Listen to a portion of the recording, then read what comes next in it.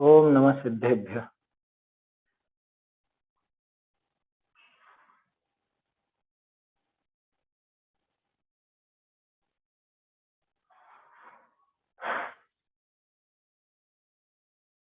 मंगलमय मंगल करण वीतराग विज्ञान नमो ताहि जाते भये हर आदि महा करि मंगल करि हो महाग्रंथ करण को काज जाते मिले समाज सब पावे निज पद राज।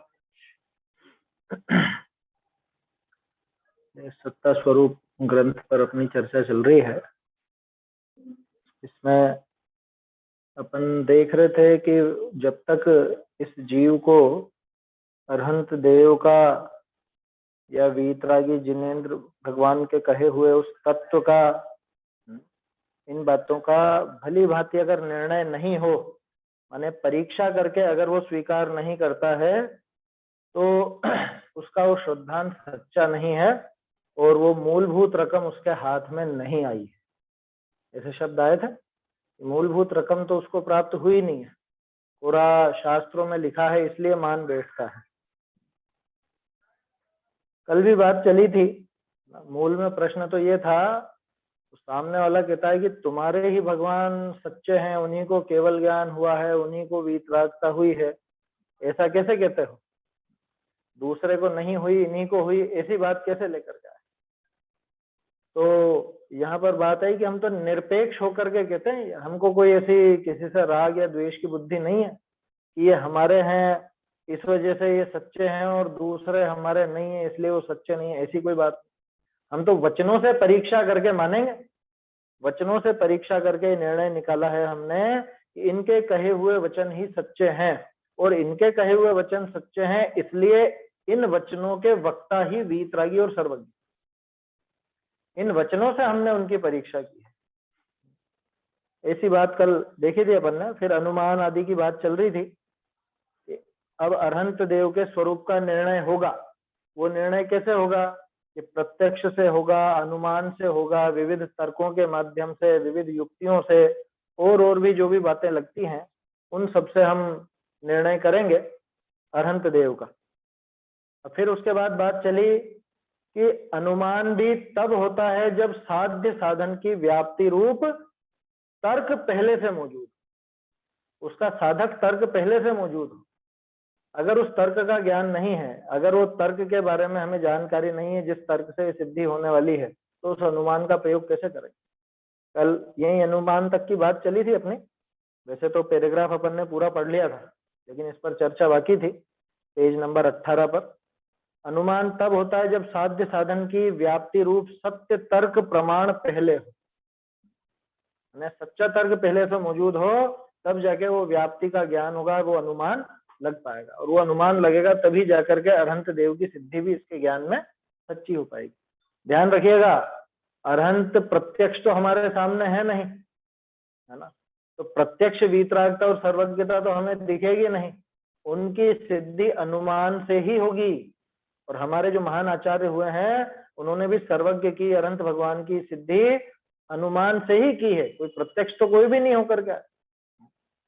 जैसे कुंद कुंदाचार्य देव या पूज्यपाद देवनंदी स्वामी, ये जरूर साक्षात देख करके आए हैं, लेकिन ये भी अपने को कथाओं से ही पता है, कोई अपने तो देखा नहीं इनको जाते हुए, या ये गए भी थे और इन्होंने उनको देखा, इस बात का भी अपन अनुमान आगम के हिसाब से स्वीकार करते। और बाकी के जितने भी आचार्य हैं, समंत भद्राचार्य हुए, विद्यानंद स्वामी हुए, अकलंक देव हुए, इन सबने सर्वज्ञता की सिद्धि, अरहंत पने की सिद्धि मात्र अनुमान के सहारे की, इसलिए वो अनुमान को समझना जरूरी है। फिर अनुमान में जो दूषण लगते हैं उनकी थोड़ी सी चर्चा की थी अपन ने। असिद्ध, विरुद्ध, अनेकांतिक, अकिंचित कर, एक और आता है वो कालात्यादिष्ट वगैरह नाम रहता है उसका। तो ऐसे कई दोष होते हैं।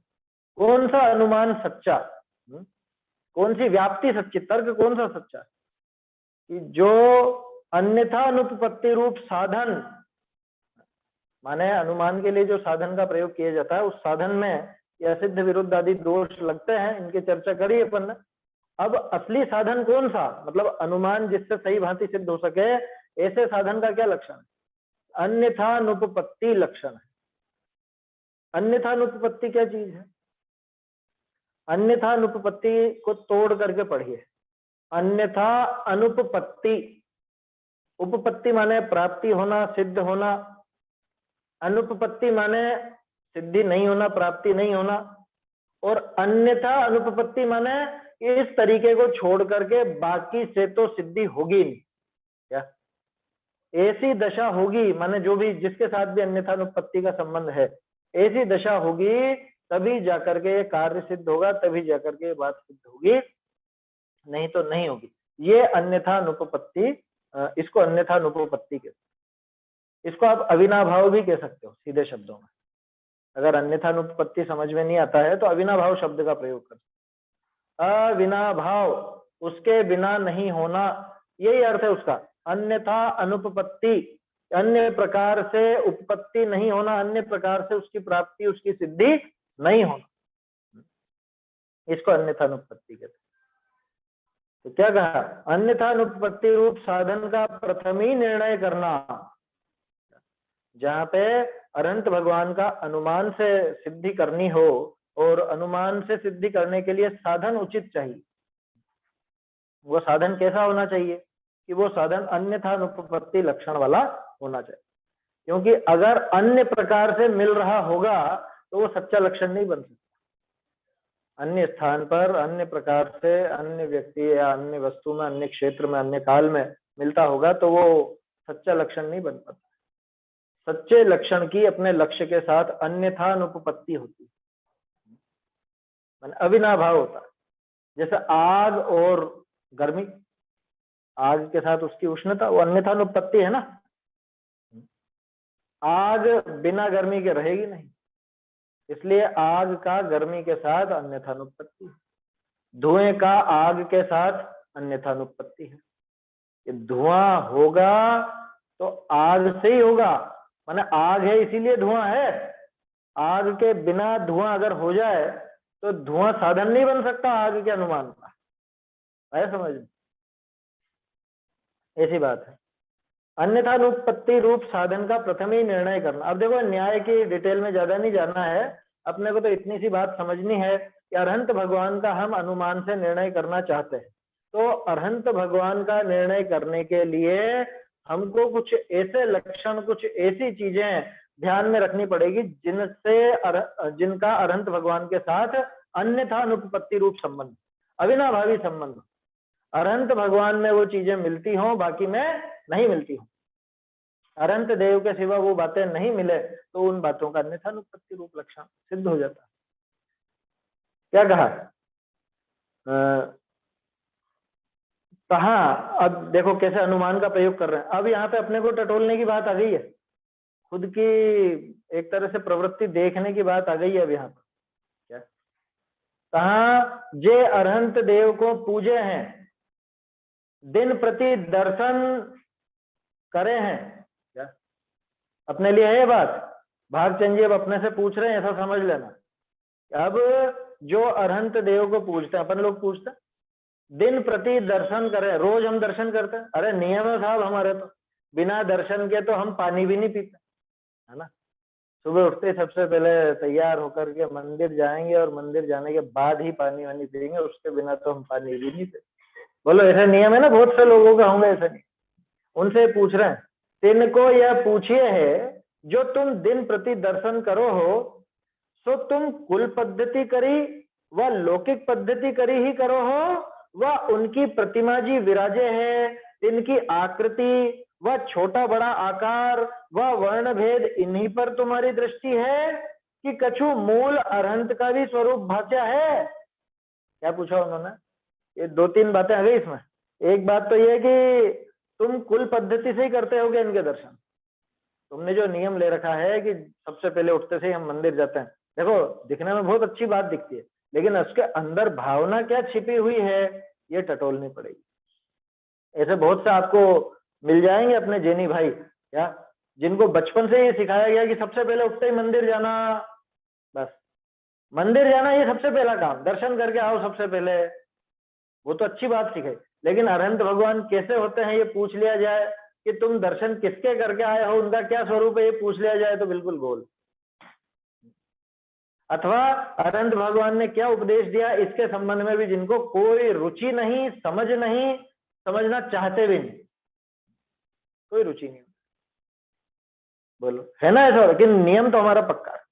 अथवा ऐसे भी मिलेंगे, सुबह दर्शन किए बिना पानी भी नहीं पिएंगे और अभी रात्रि का भोजन भी नहीं छूटा या भक्ष्य भी नहीं छूटा और चीजें भी नहीं छूटा। होते हैं इस तरह के, बहुत से होते हैं।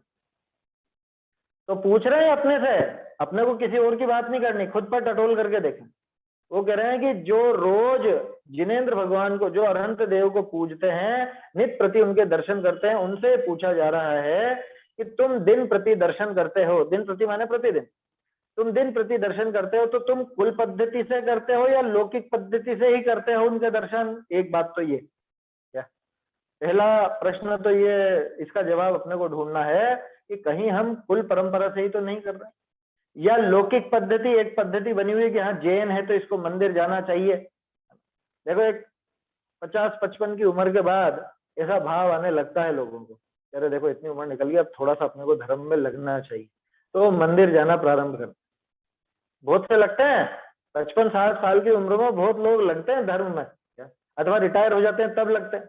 वो सोचते हैं अब तो हमको थोड़ा सा धर्म करना चाहिए। तो धर्म करना चाहिए मतलब क्या, कि अपन जैन है तो अपने को जिन मंदिर जाना चाहिए, ये लौकिक पद्धति है ना, ये लोग दिखावा। अथवा बहुत से बचपन से भी कर रहे हैं तो कुल पद्धति से कर रहे हैं, हमारे बाप दादा इस मंदिर में जाते थे तो हमको भी इस मंदिर में जाना है, वो इस तरह से दर्शन करते थे तो हमको भी करना है। अच्छा, और मजे की बात यह है, आप कई बार ये चीज देखोगे, कोई व्यक्ति मान लो मंदिर में जाके ऐसे 3 बार घंटी बजाता है तो उसका बेटा भी आपको 3 बार घंटी बजाता हुआ ही मिलेगा।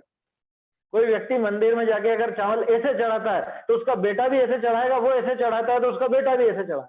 क्यों? क्योंकि बच्चे तो बड़ों को देख करके सीखते हैं, अथवा जब भी उसको सिखाया गया तो उसी ढंग से सिखाया गया, होता है इस तरह से, ये कुल पद्धति से चला। अथवा बहुत से ऐसे कि हमारे पिताजी तो इस मंदिर में जाते तो हम भी इसी में जाएं, या ये हमारी गोठ का मंदिर है, ये हमारे समाज का मंदिर है, हमारी पंचायत का मंदिर है तो इसी में जाएं, वो दूसरे में जाते ही नहीं। अरे बहुत से लोगों को तो इतना पक्ष रहता है, हमने तो देखा है, हमारे 8 मंदिर हैं, अब उनके घर के पास में ही मंदिर हो, लेकिन नहीं, वो उधर जाएंगे तो उधर ही जाएंगे, दूर 1 किलोमीटर दूर जाएंगे तो वहीं जाएंगे, पास वाले मंदिर में नहीं जाएंगे। इतना भी पक्ष पड़ा रहता। अब सोचो उसकी दृष्टि किस पर है? अरहंत देव तो ये भी हैं और अरहंत देव वहां भी हैं, उन्हीं की प्रतिमा है ना यहाँ की, जो बिल्कुल घर के नजदीक मंदिर है वो भी अरहंत देव की ही प्रतिमा। अच्छा, और मैं 20 पंथ की बात नहीं कर रहा, दोनों तेरापंथी मंदिर, लेकिन मेरा तो वहां जाना है, मुझे तो, मैं पास के मंदिर में नहीं जाऊँ, क्योंकि ये उनका है, ये हमारा नहीं है, हमारा तो वहां पे है। अरे तो तेरी दृष्टि अभी अरहंत पर है ही नहीं, तेरी दृष्टि अभी वीतरागता और सर्वज्ञता पर है ही नहीं, समझ में आ रही बात? व्यवस्था की दृष्टि से आप भले जिसमें आप जो जहां से आप जुड़े हुए वहां भी जाइए, लेकिन अपने पास वाले में ही नहीं जाना, अथवा दूसरे और मंदिर में जाना ही नहीं है, ऐसा जो भाव चलता है ये कुल पद्धति का भाव है, कुल अपेक्षा वो जाता है वहां पे दर्शन करने, उसको और कोई विचार नहीं है वहां, उसको तो कि हमारे पुरखों ने बना दिया या हमारे पुरखे इसमें शामिल थे, इस पंचायत में थे, इस गोठ में थे, तो बस चलो। तो सबसे पहला प्रश्न तो ये कि तुम कुल पद्धति से या लौकिक पद्धति से ही तो दर्शन नहीं करते हो उनके, रोज दर्शन तो करते हो। दूसरा प्रश्न, अब उनकी प्रतिमा विराजे है, इनकी आकृति, वह छोटा बड़ा आकार, वह वर्ण भेद, इन्हीं पर तुम्हारी दृष्टि है, कहीं ऐसा तो नहीं है? और मेरे को तो वही प्रतिमा सबसे अच्छी लगती है, उसकी आकृति बहुत बढ़िया है, वो प्रतिमा ही सबसे अच्छी, सबसे बढ़िया। अथवा वो मुझे तो खड्गासन वाली जमती है, मुझे तो पद्मासन वाली जमती है। बहुत सौ को ऐसा पक्ष रहता है कि मुझे तो पार्श्वनाथ जी की, उनके दर्शन करना, उन्हीं का भक्त हूं मैं तो शांतिनाथ जी के भक्त हूँ, या मैं तो महावीर स्वामी के भक्त रहता है बहुत सौ को। मान लो कहीं पर नया निर्माण हो रहा हो, नया जिनालय बन रहा हो और वहां पे प्रतिमा रखाने की बारी आए, नहीं पार्श्वनाथ जी की तो हम ही रखेंगे, देखना भैया, कोई और नहीं रखेगा, पार्श्वनाथ जी की तो हम ही रखेंगे, हम ही विराजमान करेंगे। अब वो क्या पार्श्वनाथ जी की तो साहब होगी, आप दूसरी प्रतिमा कर लो कि नहीं नहीं नहीं हमको तो पार्श्वनाथ जी की करनी। अब बोलो इसकी दृष्टि में वीतरागता का क्या मोल है? कहाँ है उसकी दृष्टि? वीतरागता पर है उसकी दृष्टि, या उस आकृति पर है, या किसी एक विशेष पर वो दिमाग में इसने ऐसी छवि बना रखी? पार्श्वनाथ जी को नमस्कार करने वाला, या शांतिनाथ जी को नमस्कार करने वाला, या आदिनाथ जी को, या महावीर स्वामी को नमस्कार करने वाला, वो किसको नमस्कार करता है? वो इन तीर्थंकरों को, इन नाम विशेष वाले तीर्थंकरों को नमस्कार करता है, या वीतरागता सर्वज्ञता को नमस्कार करता है? नमस्कार किसको किया जाता है और हम किसको करते हैं? समझ में आ रही है बात? देखो बहुत सौ को ऐसा भी आशय रहता है इनकी विशेष भक्ति करना, और बाकी की तो ठीक है, बाकी तो ठीक है, ये वाले विशेष। ये अधिकांश ऐसा वहां देखने में आता है जहाँ अतिशय क्षेत्र घोषित हो जाता है। आपने देखे होंगे कई जगह कुछ ऐसे जहाँ पुरानी मूर्तियां हैं और कुछ हैं, अब मैं नाम नहीं लेना चाहता, बहुत सी जगह पे ऐसा है, वो अतिशय क्षेत्र में जिनके नाम पर अतिशय चल पड़ा, वो प्रतिमा तो जरा सी है ना, और वो चमत्कारिक प्रतिमा, लोग बाग वहां पे झुंड के झुंड वहां पे लगे रहते हैं, बिल्कुल मधुमक्खियों की तरह वहां चिपके रहते, और बहुत विशाल विशाल प्रतिमाएं उस जगह पर हों, और बहुत भाववाही प्रतिमाएं हों, तो भी उनकी तरफ नहीं जाएगी। भाई प्रयोजन तो वहां से भी पूरा हो रहा है, और उनसे ज्यादा अच्छे से पूरा हो रहा है। क्यों? कि जितनी विशाल प्रतिमा और जैसी भाव भंगिमा रहेगी, तो उससे अपने वो वीतरागता की जो पुष्टि अपन करना चाहते हैं, अभी देखा था ना अपन ने 2-3 पेज पहले ही, क्या प्रयोजन क्या है जिनेंद्र भगवान के दर्शन का? शांत रस, शांत रस की बात आई थी ना, कि शांत रस की पुष्टि उनसे होती है, शांत रस की प्रेरणा उनसे मिलती है। तो वो शांत रस को न देख करके उनको तो वो अतिशयकारी चमत्कारी है, और बाबा नाम रख देंगे कुछ भी, बाबा, ये आदिनाथ बाबा, ये शांतिनाथ बाबा, ये बाबा शब्द ही बड़ा विचित्र, ये अपने नहीं चलता था, ये तो अन्य मतियों में चलता है बाबा नाम तो ज्यादा, और चला जाए लोगों ने। बोलो शांतिनाथ बाबा की जय हो, आदिनाथ बाबा की जय हो, पारस बाबा। बाबा कहाँ से आ गए? इतने बढ़िया अपने नाम है, 3 लोक के नाथ हैं, स्वामी हैं, तीर्थंकर हैं, जिनेश हैं, जिनेंद्र भगवान है, जो बोलना है बोलो, ऊंचे से ऊंचे नाम है। ऐसा हल्का, ऐसे हल्के व्यक्तियों के लिए जो प्रयोग में आता है, ऐसा नाम बोलता है बाबा। गंभीरता से विचार करने लायक। तो कहाँ है दृष्टि? पहला प्रश्न तो कुल पद्धति या लौकिक पद्धति से तो दर्शन करने नहीं जा रहे हो, ये टटोल। दूसरा प्रश्न कि उनकी जो प्रतिमा विराजती है, उनकी आकृति या छोटा बड़ा आकार, ये वाले प्रतिमा ये ज्यादा अच्छे हैं, ये थोड़े कम अच्छे हैं, नहीं ये भी अच्छे हैं लेकिन वो ज्यादा अच्छे हैं। जब वो ज्यादा अच्छे बोल रहे हो तो माने अभी तो भगवान भगवान में भेद, उस आकार पे दृष्टि है, या वर्ण भेद पे भी दृष्टि रहती बहुत।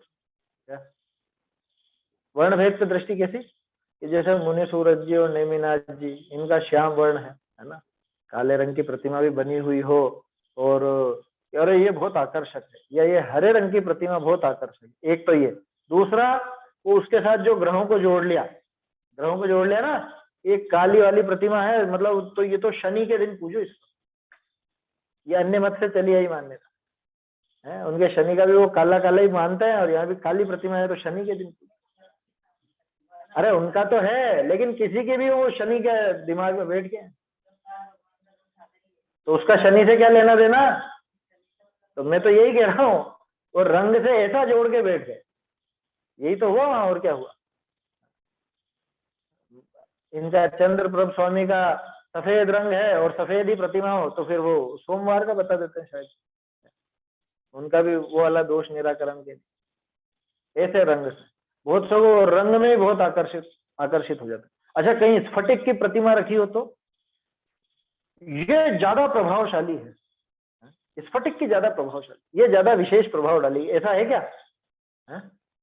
स्फटिक का विशेष प्रभाव पड़ता हो और वो बाकी दूसरी धातुओं का अथवा पाषाण का कम प्रभाव पड़ता हो, ऐसा तो नहीं है ना। लेकिन हमारे दिमाग में तो पता नहीं क्या छाया हुआ, ये प्रतिमा अच्छी और ये प्रतिमा ठीक है, बुरी तो कोई नहीं कहेगा, ये वाली प्रतिमा ज्यादा अच्छी। अच्छा, बहुत सी जगह ऐसा देखने में आता है, ये आजकल खोटी पद्धति चल पड़ी, कुछ जगह ऐसी हो गई जहां पे प्रतिमाओं का मतलब अब वो निर्माण की तो जल्दी रहती है, पहले पाषाण आदि का पहले बराबर परीक्षण नहीं करते हैं, और थोड़े समय बाद जब उसके डिफेक्ट सामने आने लगते हैं, सामने उभर करके आने लगते हैं, तो उस पर ऑयल पेंट पोत देते। देखे होंगे आप, ऑयल पेंट कर दिया। मान लो काले पाषाण की, काले संगमरमर की प्रतिमा बनी, और उसमें कुछ दोष था, कुछ धीरे धीरे वो सामने आने लगा, कुछ समय बाद जब पॉलिश उतरी तब, तो फिर क्या कर रहे हैं कि अब एक काम करो, इनको ऑयल पेंट कर। बादामी रंग की प्रतिमा है, वो सैंड स्टोन वाली है, ग्रे, वो कौन सा पत्थर आता है उसकी, तो उस पर वो उस तरह का रंग कर दे, ब्राउन कलर। तो देख करके बहुत वास्तव में दुख होता है, बहुत ज्यादा दुख होता है कि भगवान को स्पर्श कराने लायक भी है क्या रंग। और गंभीरता से विचार करो, पूजनीयपना रहा क्या फिर? जब आपने रंग पोत दिया तो पूजनीयपना रहा क्या? जब केसर की ही मना करते हैं, केसर का ही लेप जरा सी टिपकी रहती है, तो जब उसकी मना है तो इतना तो ये तो पूरा ही पोत दिया, पूरा का पूरा उस पर लेप लगा, वो पूजनीयता खत्म हो गई वहां। ये बात वैसे शायद अपन ने पहले जिन प्रतिमा यथावत स्वरूप के समय भी की थी, है ना। बाकी ये ध्यान रखने लायक बात है, ये अगर कहीं पर आपके आसपास होता हो तो बनती कोशिश उसको नकारिए, मना कीजिए। ऐसा भगवान का अपमान और ये अवर्णवाद नहीं होना चाहिए। अपना जितनी सामर्थ्य बन पड़े उसके लिए मना कर। एक और पद्धति चल पड़ी है क्या, वो मंजन मंजन है, मंजन करने की भी पद्धति है। दशलक्षण के पहले वो मंजन करेंगे और पता नहीं किस किस से घिसेंगे और ऐसा करेंगे वैसा करेंगे। अभी मैं कुछ दिन पहले पिड़ावा गया था अष्टानिका में, वहीं चालू तो किया था अपन ने, सत्ता स्वरूप वहीं पे प्रारंभ किया था। तो वहां पे जो स्वाध्याय भवन है, स्वाध्याय भवन की प्रतिमाएं आप देख करके चौंक जाएंगे। मुझे खुद को बहुत आश्चर्य भी हुआ और बहुत खुशी हुई मुझे देखकर। वो ऐसी चमकती है, वो प्रतिमाएं ऐसी चमकती हैं कि बिल्कुल जैसे आज कल ही विराजमान, नई प्रतिमाओं से ज्यादा। मैंने उनसे पूछा भी सही, मैंने कि इस पर पॉलिश वॉलिश करी कि क्या करा, कि कुछ भी नहीं करा। मैंने कि फिर ऐसा कैसे? तो उसका रहस्य खुलकर सामने आया कि वहां पे हम पानी का प्रयोग बिल्कुल भी नहीं करते, वो अभिषेक करते ही नहीं है वहां पर, सिर्फ सूखे कपड़े से, अथवा ज्यादा से ज्यादा हो तो थोड़ा सा वही आला गीला करके थोड़ा सा उस वस्त्र को कर। इतनी गजब चमकती है, आप देख करके दंग रह जाएंगे। और मुझे ध्यान है लगभग 22-23 साल पुरानी प्रतिमाएं होंगी, तब हुई थी वहां प्रतिष्ठा।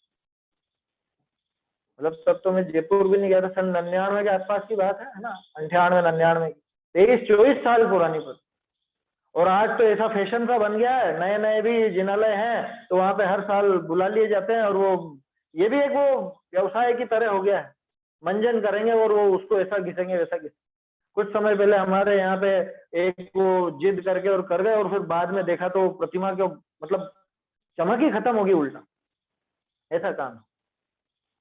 भाई नेचुरल चमक जो उसकी है वो तो तभी बनी रहेगी जब आप छेड़छाड़ नहीं करो, व्यर्थ का पानी नहीं लगाओगे, व्यर्थ में उस पर ज्यादा झूमा झूमी नहीं करोगे, तभी उसकी चमक तो अपने आप स्वाभाविक रूप से बनी रहेगी। और जितना उसमें हम गड़बड़ करेंगे उतनी उसकी वो चमक और वो सब प्रभाव उसका समाप्त होता जाएगा। खैर ये तो रंग की वजह से ये बात निकल पड़ी, इसमें अपने को गंभीरता से विचार करना चाहिए कि हमारी दृष्टि किस पे। अभी आप कह सकते हो आपकी भी तो दृष्टि चमक पर गई, अरे चमक पे नहीं गई भाई, भगवान की प्रतिमा जो भाववाही होनी चाहिए, वीतरागता झलकनी चाहिए, उसमें कुछ कमी नजर नहीं आई, ये तो भाव आता ही है ना। तो भाववाही प्रतिमा जिससे वीतरागता पूरी तरह झलके, ऐसी प्रतिमा होनी चाहिए। आया समझ? हमारी दृष्टि कहाँ है। एक और बात कि वहां चलेंगे अपन, वहां पे उस तीर्थ पे चलेंगे। क्यों उस तीर्थ पे? अरे बहुत दिन हो गए आदिनाथ बाबा के दर्शन नहीं किए, या आदिनाथ जी के दर्शन करने हैं वहां पे, या पार्श्वनाथ जी कि क्यों तुम्हारे मंदिर में आदिनाथ जी है, पार्श्वनाथ जी है, शांतिनाथ जी नहीं है जो कि नहीं वहां के विशेष फलदायी। अभी तो इसने वहां के भगवान और यहाँ के भगवान में अंतर समझा, तो समझ लेना इसने वीतरागता और सर्वज्ञता समझी। ये नमस्कार करना जानता ही नहीं, इसको पता ही नहीं अनंत भगवान क्या है, कैसे अनंत देव का स्वरूप क्या है, ये इसको ख्याल में ही नहीं है बिल्कुल। कि यहाँ के भगवान ऊंचे और वहां के भगवान थोड़े कम ऊंचे, ऐसा है क्या? वहां के आदिनाथ जी से तो विशेष फल होगा और यहाँ के आदिनाथ जी से फल नहीं होगा। यहाँ वाले शांतिनाथ जी तो कम शांति, वहां वाले शांतिनाथ जी तो जरूर शांति करें, और जगह के नाम उनसे चल पड़े, यहाँ वाले आदिनाथ जी, यहाँ वाले पारसनाथ जी, यहाँ वाले कैसी कैसी खोटी बुद्धि। तो ये यहाँ भागचंद जी अपने प्रश्न खड़ा कर रहे हैं कि तुम रोज भगवान के मंदिर में जाते हो, रोज उनके दर्शन करते हो, तुम पूजक हो उनके, तो ये बताओ तुम्हारी दृष्टि क्या, कि तुम लोक पद्धति से अथवा कुल पद्धति से तो ये नहीं करते हो, अथवा भगवान की जो वो आकार है या उनका वो रंग है उस पर तो तुम्हारी कोई दृष्टि नहीं है ऐसी। तीसरा प्रश्न होना चाहिए कि किछु मूल अरहंत का भी स्वरूप भाष्या है, ये सबसे महत्वपूर्ण। अरहंत का जो मूल स्वरूप है वो भाषित भी हुआ है तुमको। जय जिनेन्द्र बोलते हो, नमो अरहंतानम बोलते हो, तो क्या है अरहंत, क्या है जिनेन्द्र, ये पता भी है जिनेन्द्र भगवान का क्या स्वरूप होता है, कैसे होते हैं, है? अब देखना सामने वाला क्या कहता है, कहाँ वे कहे हैं। देखो कुल पद्धति में भी इन्हीं के नाम कहावे है, वह शास्त्र में सुना है क्या कि 18 दोष रहित है, 46 गुण विराजमान है, ध्यान मुद्रा का धारक है, और अनंत चतुष्टय रूप विराजमान है, समो शरण आदि लक्ष्मी संयुक्त है, स्वर्ग मोक्ष के दाता है, सुख करता दुख विघन के हरता है, इत्यादि गुण शास्त्रान्वित सुनी व स्तोत्र आदि पाठ पढ़े हैं, इनमें यही वार्ता कही है, चाहते हम पूजे हैं दर्शन करें। माने तो हम तो हर दृष्टि से करते हैं, ये सामने वाले का जवाब। हम तो कुल की दृष्टि से भी करते हैं, देखो क्यों, क्योंकि हमारे कुल में, हम तो सच्चे कुल में पैदा हुए ना, तो क्या दिक्कत है, हमारे पिताजी हमारे दादाजी और वो सब सच्चे थे और वो पक्के जैनी थे, धर्मात्मा थे, वो काम करते थे, ऐसा तो हम भी करते। दूसरी बात, लौकिक में भी ये बात हमने सुनी है, शास्त्रों में भी ये बात पढ़ी है, क्या अनंत भगवान कैसे। अभी तीसरा जो प्रश्न था कि अनंत का स्वरूप भी जानते हो, तो यहाँ क्या कह रहे हैं, हाँ सुना है ना, क्या सुना, 18 दोष रहित होते हैं। सबसे पहला तो ये जाना हमने, 46 गुण सहित विराजमान है, ध्यान मुद्रा के धारक हैं, और वो 2-4 स्तुतियां भी बोल के बता देगा। छवि वीत रागी नग्न मुद्रा दृष्टि नासा पे धरे, तो वसु प्रातिहार्य अनंत गुणयुत कोटि रवि छवि को हरे, ये सब बोल के बता देगा वो। कौन बता देगा, अपन ही बता देंगे, ये अपनी बात चल रही है क्या, किस दृष्टि से दर्शन करते हैं। ध्यान मुद्रा के धारक है, अनंत चतुष्टय विराजमान है, बोलो ये वाला भी लक्षण तो है ना, ये तो असली लक्षण है ना। समोसरण आदि लक्ष्मी संयुक्त है, बोलो ये भी पढ़ा है हमने तो शास्त्र में, समोसरण आदि विभूति उनके होती है, और फिर उनके जो वचन होते हैं 10 अष्ट महाभाषा समेत लघु भाषा 7 शतक सुचेत, वो सारी शुभ समो शरण शोभा अपार, शत इंद्र नमत कर शीश धार, देवाधिदेव अरहंत देव है, बंधु मन वचन कर सुसे, जयनाथ राय जी की पूजा में है ना। तो समोसरण आदि लक्ष्मी से संयुक्त, और कैसे हैं कि स्वर्ग मोक्ष के दाता है, लिखा है, देखो शास्त्रों में भी लिखा है, स्तोत्र में भी लिखा है, पूजा पाठ इनमें सब में लिखा है, पुराणों में लिखा हुआ है। तो ये सारी चीजें हमने सुनी भी है, हमने पढ़ी भी है, और ये सब देख करके ही हम उनको नमस्कार करते। और क्या कहा, सुख करता विघ्न हरता दुखों के हरता है, इत्यादि गुणों को शास्त्रों से सुनकर या स्तोत्र आदि पाठ पढ़ते हैं, उनमें यही वार्ता कही है। हमारे बाप दादाओं ने भी यही कही, शास्त्रों में भी यही कही, स्तोत्र आदि पढ़ते हैं उनमें भी यही कही क्या, और उनके सारे विशेषण हमने देख लिए, शास्त्रों में देखे हैं, है ना, इसलिए हम ये सब मान करके और उनको पूजते हैं, दर्शन करते। अब बोलो इसमें क्या कमी है, ये जवाब देने वाले ने क्या कमी रखी, सारी तो बातें कह दी, कोई कमी रखी क्या, सारी बातें कमी है, बड़ी कमी है। वो शास्त्रों से पढ़ करके उसने ये बोल तो दिया, लेकिन क्या इन चीजों को उसने महसूस किया, क्या इन बातों की परीक्षा की, अरे इनको सब कैसे महसूस कर सकते हैं, अरे देखो अभी कैसे महसूस कराएं, क्या क्या चीज है, उन सब के बारे में बात करें। ताको हम पूजे हैं दर्शन करें, ताको कहिए है जो तुम ये बातें कही सो तो सर्व सत्य। देखो टोडरमल जी की स्टाइल, तुमने कहा सो सत्य, ऐसा लिखा ना टोडरमल जी, परंतु, और फिर परंतु आगे, पर तुम्हारे तो तीन बात की युक्ति पूर्वक ज्ञान व आस्तिक्य व रस रूप सेवकपना भया भासे है नहीं। तुमने जो बातें कही हैं, ये पैराग्राफ पढ़ लेते हैं पहले एक बार अपन, है ना। पहले मैं इसकी रीडिंग लगा लेता हूँ, उसके बाद फिर अपन इस पर चर्चा करते हैं। प्रश्न है क्या किसी का? माइक अभी चालू हुआ था। चलिए देखते हैं, पढ़ता हूँ पहले, कोई सुधार होगा तो देखेंगे। पर तुम्हारे तो तीन बातनी की युक्ति पूर्वक ज्ञान व आस्तिक्य व रस रूप, ठीक है, रस रूप सेवकपना भया भासे है नहीं जाते हैं। तुम ही कुल पद्धति में इन्हीं के कहावे है, तुम ही कुल पद्धति में इन्हीं के कहावे है। सो सत्य तुम जेनी कहावो हो, सो इसका तो ये अर्थ है, सो जाके जिनदेव ही का सेवकपना होए। सो जेनी जैसे पतिव्रता स्त्री अपने भरतार के ही नाम दुख सुखादि सर्व अवस्था में कहावे, वह पुत्र है तो जिस जाति का पिता है सो सुख दुख आदि सर्व अवस्था में वैसा ही कहे। तो तुम्हारे तो जिनदेव ही हमारा स्वामी है, ऐसा या का आस्तिक की भी साचा भाषा नहीं। कहते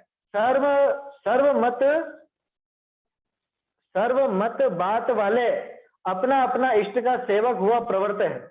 तुम्हारे तो ये भी नहीं, तो तुम शीतल दृष्टि विचार कर देखो। यहाँ पे भी शीतल है क्या? ये शीतल नहीं होना चाहिए, कुछ और बात होनी चाहिए यहाँ पे। हस्तलिखित में भी वैसे लिखा तो शीतल ही है। चलो देखेंगे इसे। तुम शीतल दृष्टि विचार कर देखो बहुरी, तुम ही शास्त्रनी में सुनिया है, तो हम पूछे हैं। शास्त्रनी में तो लिखे ही है, परंतु तुमको कहा भाष्या 18 दोष रहित है। सो को तर्क करे श्वेतांबर आदि तो तिनको युक्ति पूर्वक उत्तर देने की सामर्थ्य है, वह दोष रहित है, तो तिनके फूल माला पहरावो, वह शरद पुण्यो करवो, शरद पूनम है ना, इत्यादि दोष के कार्य को, हाँ वो एक ही बात है, उसको करना। इत्यादि दोष के कार्य को बनावो हो, वह इन 18 दोषणी में कितने पुद्गलाश्रित हैं, कितने जीवाश्रित हैं, वह कितने जीव पुद्गल दोनिया के आश्रित हैं, ये तो ते निश्चय किया होता। वह आगे दोष रहित हुआ ही देवपना आवे है, ये निश्चय किया होता। वह इनके 18 दोष कैसे गए हैं, ये युक्ति पूर्वक निश्चय किया होता। और पीछे दोष सहित को न माने ते और इन्हीं को माने ते, दोष सहित को न माने ते और नहीं मानते और इन्हीं को मानते, तबे 18 दोष रहित अरहंते, ऐसे वाक्य का कारण तुम्हारा साचा हुई। बहुरी तुम कही जो 46 हो गया ये पैराग्राफ है ना। चलो ये यहाँ से फिर देखेंगे, पहले तो यहाँ पे देखते हैं अपन। तुमने जो बात कही सो सर्व सत्य, देखो क्या कह रहे हैं कि तुमने जो बातें कही वो तो सब सत्य है, उदाहरण तो सारे पकड़ लिए, और जो जो शास्त्रों में सुना था वो सारी बातें भी कह दी कि कोई ना कोई तो दांव लगेगा ही सही। सारे लक्षण बता दो अपन, है ना। 46 गुणों सहित, और जो दोष हैं 18 दोष, उन 18 दोषों से रहित, अनंत चतुष्टय समोसरण आदि वो सब बता दो, कोई ना कोई तो सही जवाब होगा। जैसे बच्चे करते हैं ना, कुछ उससे पूछ लो तो वो चारों पांचों जवाब एक साथ दे देता है, इनमें से एक तो हो गई हो। परंतु तुम्हारे जिन बातों की युक्ति पूर्वक ज्ञान व आस्तिक्य व रस रूप सेवक पण्या भाष्य है नहीं, ये पहले वाली बात इन्होंने वापस पकड़ी कि तुम्हारे ऐसी रुचि, ऐसा आस्तिक्य, ऐसा सेवकपना तो भाषित नहीं होता। क्यों? कि तुम ही कुल पद्धति में इनके कहावे हो। अब ये बारीक है थोड़ी सी बात, इसको समझिएगा कि तुम कुल पद्धति से इनके वैसे कहा रहे हो। कैसे कहा रहे हो? कुल पद्धति के तुम इनके कहते हो सो सत्य, तुम जेनी कहाव हो, तो इसका तो ये अर्थ है। अब देख लेना, जो जो अपने को जैन, सिर्फ जैन कुल में पैदा होने की वजह से मानता है वो कैसा है। इसका तो ये अर्थ है, सो जाके जिनदेव ही का सेवक पणा होए। सो जैनी जैसे पतिव्रता स्त्री अपने भरतार के ही नाम दुख सुखादि सर्व अवस्था में कहावे, कैसी भी दशा हो। अच्छा, और वो कैसा भी हो, उसका पति कैसा भी हो, अच्छा हो कि बुरा हो, शराबी कबाबी हो कि व्यसनी हो कि सज्जन हो, कुछ भी हो, वो कहलाएगी तो उसी की पत्नी ना। अच्छा, वो इसको प्रेम से रखता हो कि मारता पीटता हो या इनमें आपस में नहीं बनती हो, कहलाएगी तो उसकी पत्नी ना। कुछ भी हो, सुख दुख आदि सर्व अवस्था में उसी की कहलावे। वह पुत्र है, पुत्र कैसा कि सो जिस जाति का पिता है, सो सुख दुख आदि सर्व अवस्था में वैसा ही कहावे, तो पुत्र भी वैसा ही कहलाता। अब क्या ऐसे हम जैन कहलाते हैं या ऐसे कहलाना चाहते हैं? जो कुल से ही खुद को जैन मानता हो, माने कुल अपेक्षा से ही जैन पना मानता हो, उसकी दशा तो ऐसी है। क्या कहा? सो सुख दुख आदि सर्व अवस्था में वैसा ही कहे, सो तुम्हारे तो जिनदेव ही हमारा स्वामी है, ऐसा या का आस्तिक की भी सांचा भासता नहीं। यहाँ तो उससे भी गया भी था। क्यों? क्योंकि ये तो इधर उधर भी पहुंच जाता, थोड़ी सी परेशानी आती है और दूसरी जगह पहुंच जाता। वो पत्नी अथवा वो पुत्र, वो कैसी भी दशा हो, रहेंगे तो उसी के, सन ऑफ या वाइफ ऑफ तो उसी का लिखाएगा ना। और यहाँ पे तो थोड़ी सी भी प्रतिकूलता होते ही ये भाग लेता है, ये पहुंच जाता है दूसरे के पास कि अरे अरे इस मुसीबत से तो यही छुड़ाए, यहाँ पे नारियल चढ़ाओ, यहाँ ये प्रसाद चढ़ाओ, या ये ऐसा वो करा दो आयोजन, तो काम सुलट जाए। ऐसे या का आस्तिक की भी तो साचा भासता नहीं। कहते हैं सर्व मत बात वाले अपना अपना इष्ट का सेवक हुआ प्रवर्ते है। सारे ही मत वाले, अच्छा और बहुत से हैं मत वाले होगा ना, ठीक है, वो यहाँ पे बात एक्स्ट्रा लिख गया होगा। सर्व मत वाले अपना अपना इष्ट का सेवक हुआ प्रवर्ते है। तुम्हारे तो ये भी नहीं, दूसरे मत वाले वो अपने मत को नहीं छोड़, और तू तो छोड़ भाग।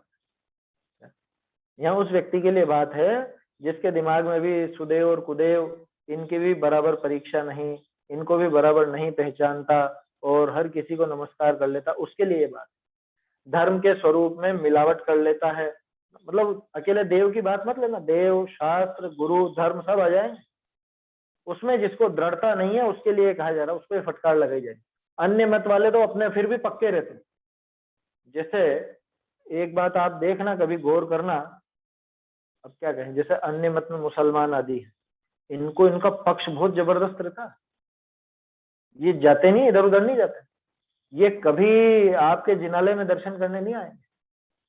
और अपने जैनी ऐसे हो गए हैं, यार क्या है उसमें, वहां देखने चल गए हम तो, उनके वहां देखने चल गए, और गिरजाघर में और वो क्या क्या चर्च और वो कैथेड्रल वो देखने चल गए, या इनकी जो ये बनी रहती है मजार वजार वो देखने चल गए। बोलो, तू तो अन्य मत से भी गया भी था, वो नहीं आते बिल्कुल भी, उनको बहुत पक्ष रहता है। और एक चीज और गौर करना, अभी कुछ दिन पहले ध्यान में आई, जैसे इनके अभी रमजान वगैरह चलते हैं ना, तो इनके छोटे छोटे बच्चे भी वो रोजे रख लेते हैं, छोटे छोटे बच्चे। अपन उसका पक्ष नहीं ले रहे, ध्यान रखना, वो तो क्रिया कैसी भी है, वो उसकी मीमांसा करना अपना कर्तव्य नहीं और अपना विषय भी नहीं है। अपन तो ये बात कह रहे हैं कि उनको बचपन से वो धर्म के प्रति इतनी रुचि लगाई जाती है, और अपन अपने बच्चों को मंदिर तक के लिए भी राजी नहीं करता। सुबह उठ करके मंदिर जाना या दर्शन रोज करना, उसके बिना भोजन पानी नहीं करना, इतना भी नहीं सिखा पाते। वहां तो देखो, वहां सच्ची चीज नहीं मिली, वो तो अज्ञान पूर्वक कर रहे हैं, और यहाँ पे सच्ची चीज मिलने पर भी और इसको अज्ञान, मतलब अज्ञान पूर्वक काम करना, ऐसा तो कह ही नहीं रहे, लेकिन सच्चा ज्ञान तो करे कम से कम, इधर रुचि तो लगावे। नहीं जाते, उनको शुरू से इतना दृढ़ रखा जाता है।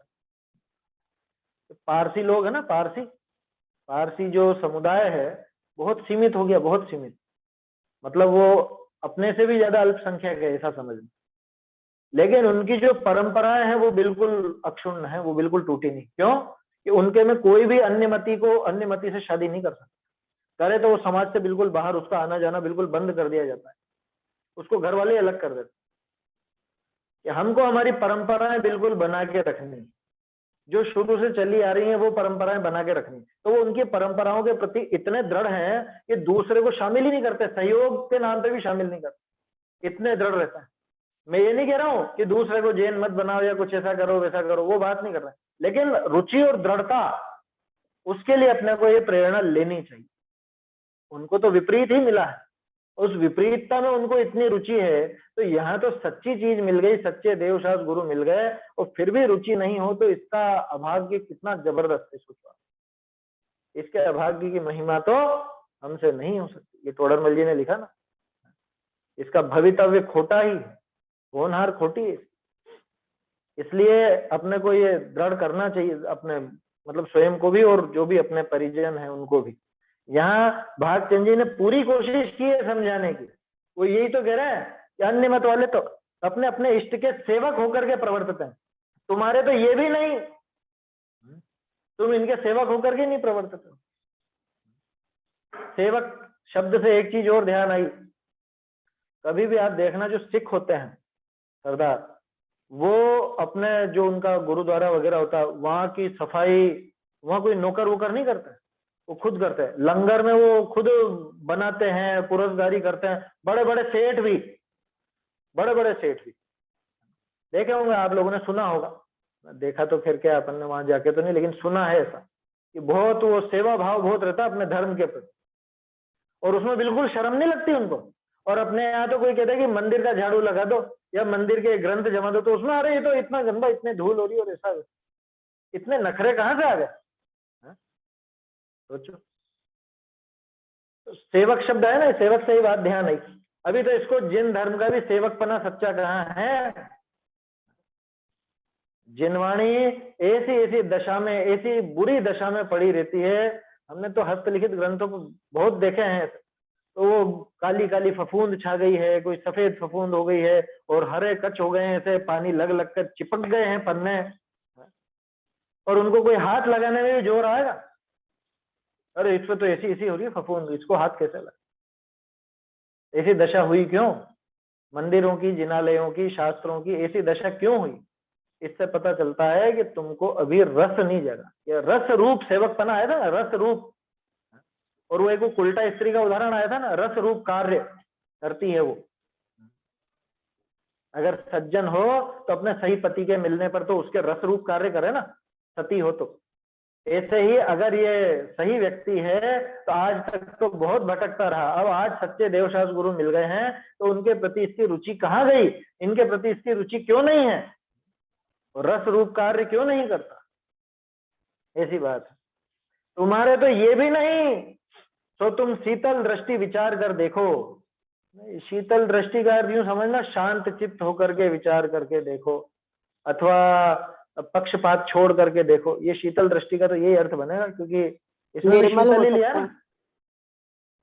हाँ, निर्मल भी कह सकते हैं, निर्मल दृष्टि से विचार करके देखो, क्योंकि हस्तलिखित में भी शीतल ही है। बहुरी तुम ही शास्त्र में सुना है, शास्त्रों में तुमने सुना ना, जो तुम कह रहे हो कि इस वजह से पूजते हैं, इस वजह से करते हैं। समय तो हो गया, देखो शास्त्रों में जो जो बातें आई, शास्त्रों में लिखा हुआ जो इसने तर्क दिए, उनके गुण बताए, उनके वो दोषों का अभाव बताया, वो सारी चीजें, उनके बारे में भी भागचंद जी लिख रहे हैं आगे। तो ये तो अपन कल ही देखेंगे, जल्दबाजी नहीं करते हैं, कल इसको अच्छे से देखेंगे। दुख तो इस बात का है कि अपनी समाज में अब कुल अपेक्षा व्यवहाराभासी भी बहुत कम हो गए। हाँ, कुल अपेक्षा भी बहुत कम है, ये बात सही है ना। लोगों को उसकी महिमा ही नहीं आती। सच्चा कुल मिला है, सच्चा कुल मिलने की भी महिमा नहीं आती है लोगों को। ये बहुत दुख की बात। अरे प्रारंभिक भूमिका में कुल अपेक्षा ही लगेगा, कोई दिक्कत नहीं है उसमें, लेकिन बाद में समझ सच्ची कर लेगा ना, अगर लगेगा तो तू तो शुरू में कुल अपेक्षा भी लग, ऐसा कहते हैं यहाँ। तो शुरू में कुल अपेक्षा भी लगता हो तो कोई हर्जा नहीं है, क्योंकि लगा सच्ची जगह पे ही है, और धीरे धीरे करके अपनी समझ सच्ची कर ले वे तो कल्याण हो जाए वास्तव में। और ये अपने हाथ की बात है, अपने हाथ में है ये चीज। अपने हाथ में माने कि जो जो अपने परिजन हैं, अपने मित्र हैं, या जो अपने कहने में है, कम से कम उनमें तो दृढ़ता और देवशास्त्र गुरु के प्रति रस रूप सेवकपना ये प्रकट हो जाए, इतना प्रयास तो अपने को करना ही चाहिए, है ना। प्रयास करना चाहिए माने वो भाव ही होंगे, बाकी तो जैसी भवितव्य है वैसा होगा, लेकिन अपने को तो पूरी दृढ़ता रख करके और इस काम में ढिलाई बिल्कुल नहीं रखती।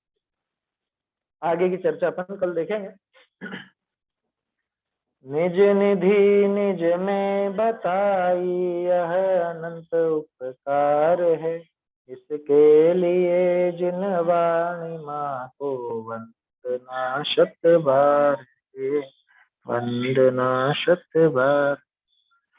आज शाम को चर्चा रखेंगे, है ना, रविवार है इसलिए।